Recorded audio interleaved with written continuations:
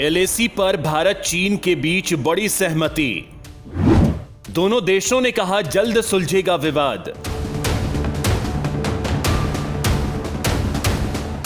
पूर्वी लद्दाख में वास्तविक नियंत्रण रेखा पर लगातार तनाव जारी है, जिसे कम करने के लिए लगातार बातचीत हो रही है। साजिशों का लंबा चौड़ा पिटारा खोने के बाद चीन फिर से बातचीत की मेज पर आया और अब 12वें दौर की कोर कमांडर स्तर की वार्ता हो चुकी है, जिसमें भारत की अग्रेसिव स्ट्रेटेजी का असर साफ देखने को मिला। क्योंकि अब भारत की मजबूत तैयारी से चीन पहले ही बैकफुट पर आ चुका था और इस मीटिंग में भी वो बातें साफ देखने को मिली। मीटिंग में दोनों देशों के वरिष्ठ सैन्य अधिकारियों ने गोगरा और हॉट स्प्रिंग्स के इलाकों पर सेनाओं के पीछे हटने को लेकर बातचीत की।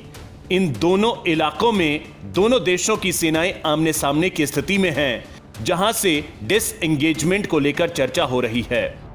भारत चीन के बीच कोर कमांडर स्तर की वार्ता होने के बाद दोनों देशों ने जॉइंट स्टेटमेंट जारी किया है।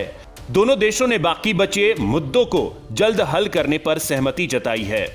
दोनों देशों के बीच कोर कमांडर स्तर की यह वार्ता 3 महीने के बाद 31 जुलाई को एलएसी के चीन की ओर मोल्डो में आयोजित की गई थी, जो कि 9 घंटे से भी अधिक चली थी।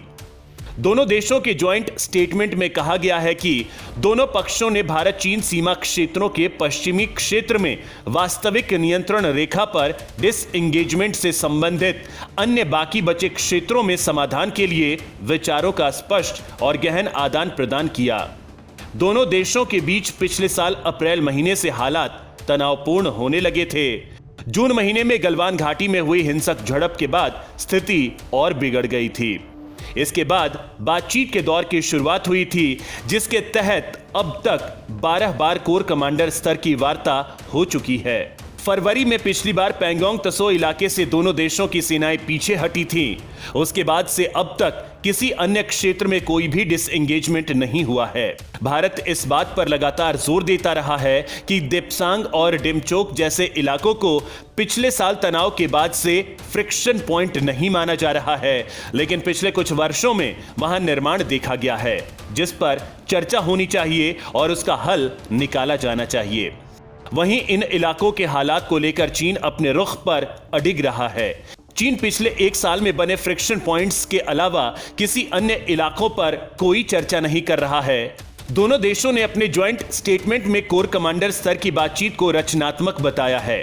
बयान में कहा गया है कि इस बातचीत के जरिए आपसी समझ में और बढ़ोतरी होगी।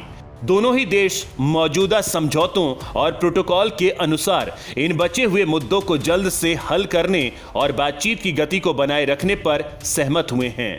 दोनों पक्ष इस बात पर भी सहमत हुए हैं कि एलएसी पर स्थिरता सुनिश्चित करने के लिए अपने प्रयास जारी रखेंगे और दोनों ओर से शांति बनाई रखी जाएगी।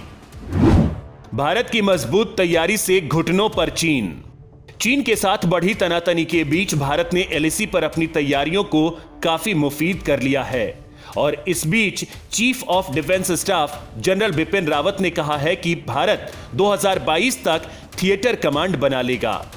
चीन और अमेरिका जैसे देशों ने पहले ही अपनी सीमाओं और खतरों को देखते हुए थिएटर्स कमांड बना लिए हैं। लंबे अरसे से थिएटर्स कमांड की चर्चा हो रही थी, लेकिन अब 2022 तक देश में भी इन्हें बना लिया जाएगा।